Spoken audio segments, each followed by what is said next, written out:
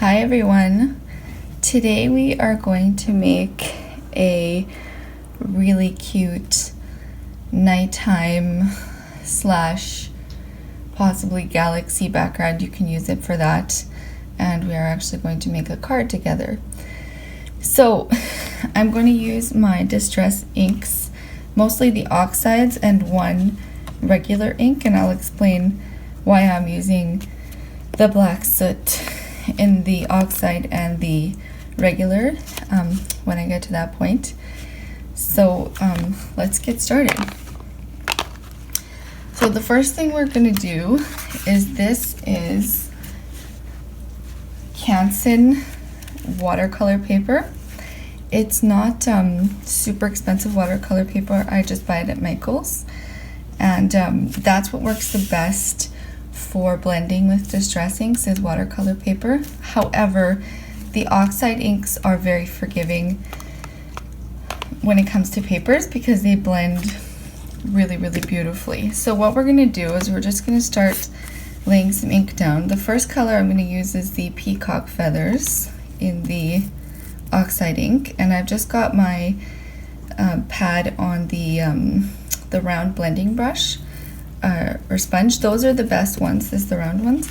So you're just gonna, for the most part, start in the center, and you're gonna work your way across the entire length of the paper, trying your best to get it smooth and a nice line. And then we are going to go to, we're going to close that up so we don't get it all over, and we're going to go to the picked raspberry distress ink, and I've already got the pad on here. Again, we're just going to smush it in there like that. And then this one is behaving badly. I use my distress ink so much, especially the Oxides, that the pads are getting a little bit messed up. So again, just going across the entire length of it, or width diagonally. If I didn't mention, the piece that I'm working on is 5x5, and that's just for the sake of our card. So we're going to put that one away, and we're going to go to the fossilized amber distress ink, and we will change our pad.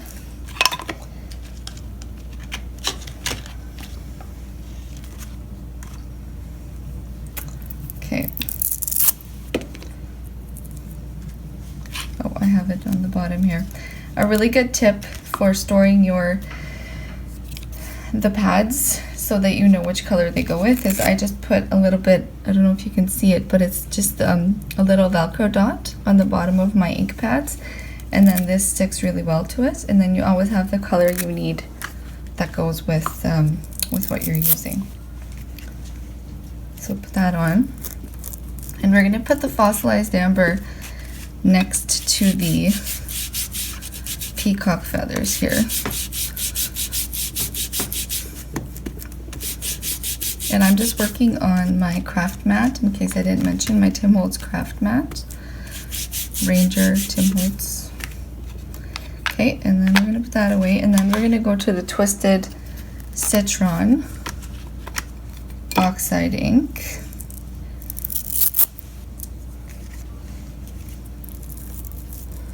And we're going to put that next to the picked raspberry.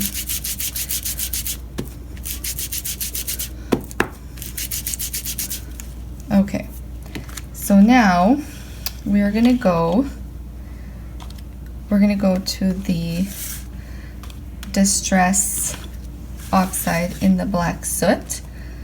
We're going to start with that. And you'll notice while I'm blending this, it's not as dark as the regular black soot. That's from the the regular range, not the oxides. It's actually quite a bit lighter. I would almost put it as a brownish black, brown, you know, maybe like a, it's not really a gray, but it's not as black as the regular one. So we're just going all around now, all around the entire of our little sheet here, our canvas. And yes, just go all around. And then once you've worked your way around, start going in the center.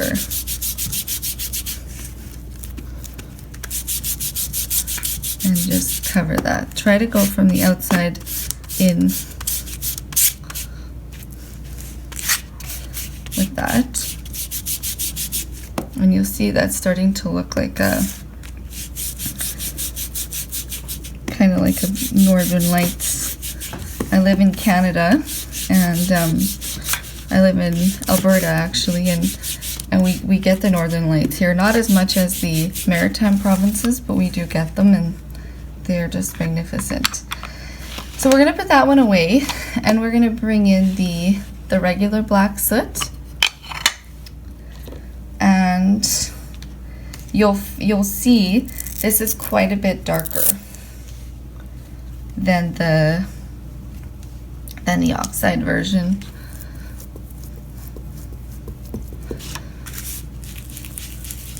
Like you can already see it's quite a bit darker. And that's why I like to use both. They complement each other really, really well. But the black soot, the regular black soot, is much, much darker.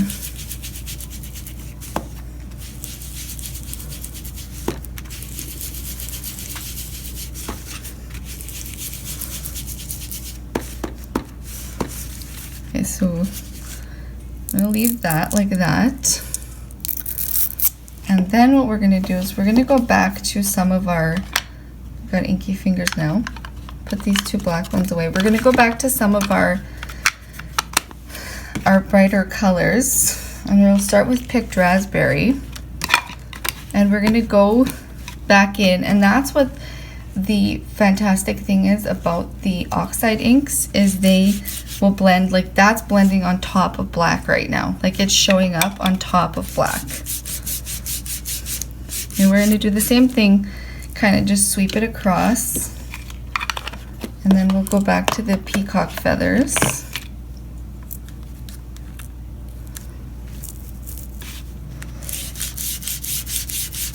And you can see that it's showing up even on that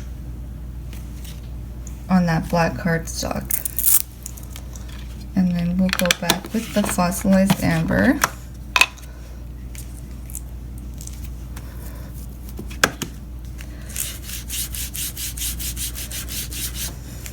And that's pretty much it. It's just so pretty, really, really pretty. So the next step for me, for what I'm doing with mine, is I'm going to use my white gel pen. I'm going to start it, if you ever have problems with your white gel pen starting, start it on your hand, and it will, the warmth of your hand will get that ink flowing. So we're going to make some stars. So we're going to do some bigger ones and some smaller ones, and some shiny stars, just all over. You can just, if you want, you can go all over and just do dots like this.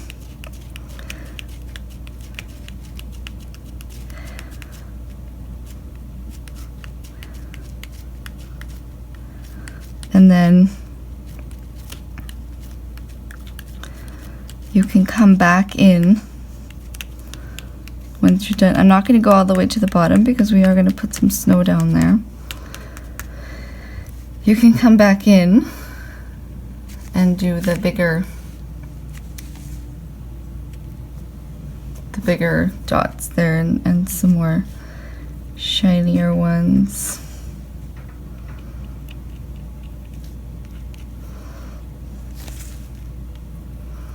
Be careful not to lean your hand on, if you're using a white gel pen, or I'm guessing probably any medium you're going to use.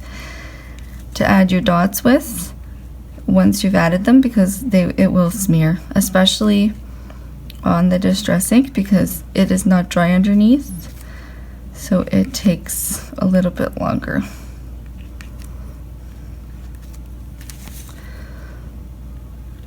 Yeah, just make some of them bigger and some of them smaller. It does not have to be even close to perfect, because if you look up at the sky at night, it's really, really very different. All right, so let's start putting our card together. Okay, so the next step is I've cut a hill with one of our dies, like a little snow hill. All the products I used will be linked below, all of our dies and stamps. So what I'm going to do next is I'm going to give the hill a little bit more of a night snow look, a night snow glow look. So I'm going to take again the peacock feathers, distress ink, and I'm going to go very lightly just along the edges. Keep in mind to only go very lightly along the edges, like that. At the bottom as well. Probably a little bit heavier at the bottom because you're getting that shadow from the ground. Now we're going to go to the tumbled glass, and this is distress ink, but it's not Oxide ink. And we're going to dip our little ink pad. I use the tumbled glass so much it has its own home. It pretty much never leaves this. And then we're going to go in and blend through the center with the tumbled glass, so you get a little bit of a lighter look through the center of it. So let's get that covered up and out of the way. I'm going to show you another one of my favorite inking methods that I've learned lately that I love. So we're going to use the Distress Oxide for this part, and I have our North Pole die here, and what I've done is I just used some red pattern paper across the back like that, so that when it shows through it's just all red at the front. And so we're going to take the Distress Oxide because it's nighttime, so there's going to be darker shadows cast, and you're going to open it and you're going to lay your die cut face down like this, and you're going to very lightly drag it through your ink pad, and it gives it a really fantastic shadow on there. I absolutely love this look, and I think it really brings out the look of the nooks and crannies of your dies and your die cuts, and gives them a different look. And I did our little seal die cut as well, and I dragged that one through the antique linen Distress Oxide ink, and these were also on watercolor paper. I die cut them with watercolor paper, and I just put a little piece of black at the back here to go across his eyes, and I actually colored his nose and a little bit in here just for a shadow with Copic markers. And you're going to want to do that before you do your inking, your dragging, or however you're inking your die cuts, because you don't want your Copics to get the distress ink on them. Alright, so let's go ahead and put together our little scene. So we have our nighttime background here, and we have our little hill. So we're going to put that across the bottom here, and we're going to use, I'm using some deluxe adhesive from Nuvo, and it's a little bit sticky today, but it'll give us what we need here. And we're going to put that across the bottom here.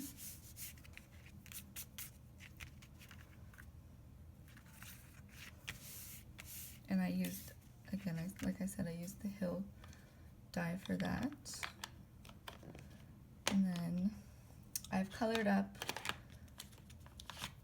2 of our little polar bears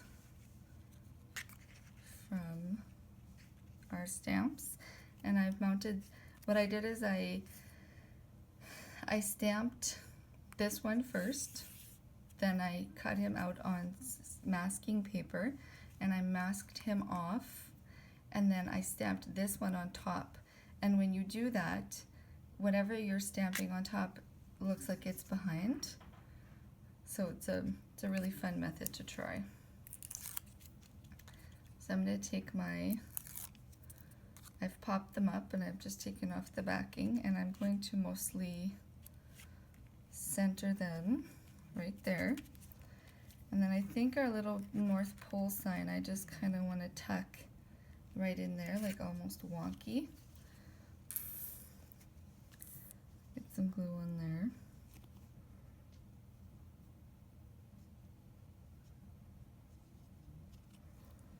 Whatever you're putting on distress inks, make sure, if you're gluing, that you don't have glue poking out anywheres or coming out, because it will react with the distress inks. And even a clear gluing drying glue, you'll see that around it. And I think we're going to tuck our little seal in over here because he's hanging out with his polar bear buddies.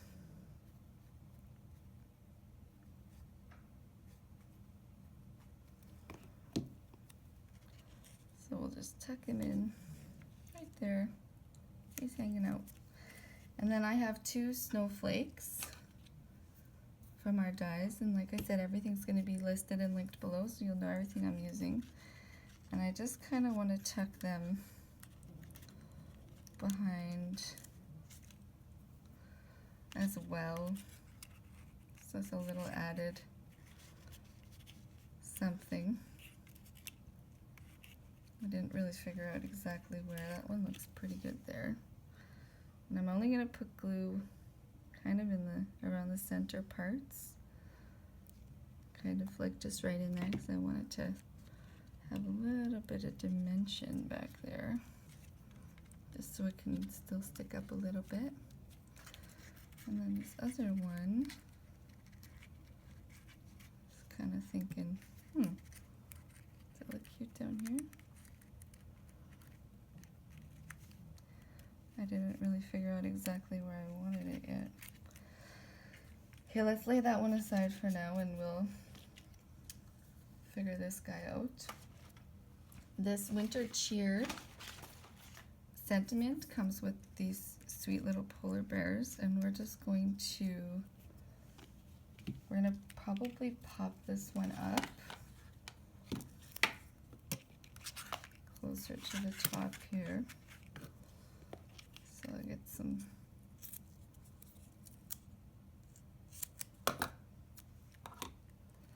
of the pop adhesive on there.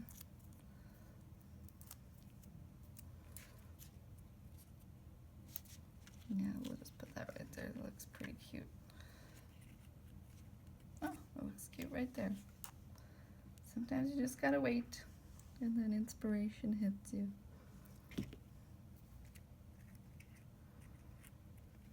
Okay. All right. And that's pretty much the end of our sweet little card. I'm just gonna mount it on a card base, and there will be some photos of it. And I just love doing this nighttime look. I look at the beautiful northern lights behind them. And like I said, you can also use this as a galaxy background if you want to, and use some of our space themed stamps and dies and put them on there. That would look adorable. Thank you so much for playing with me today, and have a wonderful day.